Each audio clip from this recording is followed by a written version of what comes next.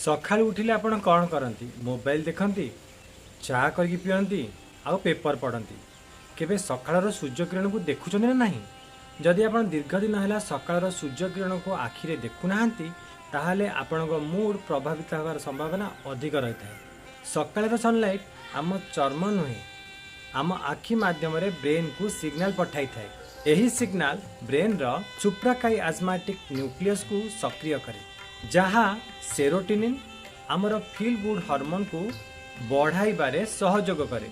यही समय रे मेलाटोनिन अर्थात स्लीप हार्मोन कमिबाकू आरंभ करे, तेणु सहजरे निद भांगे, ब्रेन अधिक अलर्ट हुए, मूड मध्य भल रुहे। दिन रे तैयारी हेतिबा सेरोटोनिन रु राति रे मेलाटोनिन प्रस्तुत होता है, जहाँ गभीर निदरे सहयोग करता है। ध्यान देवा कथा, सकाळर सूर्यकिरण को आपण खाली आखिरी देखंतु। ग्लास रो पछुरु बा सनग्लास लगे देखिबा द्वारा आपणक सिग्नाल बाधाप्राप्त होई पारे। एबे प्रतिदिन सकाळे 10 रु 20 मिनिट सूर्य किरण रे बितांतु। एही तथ्यटी भल लागिले शेयर करंतु, फॉलो करंतु।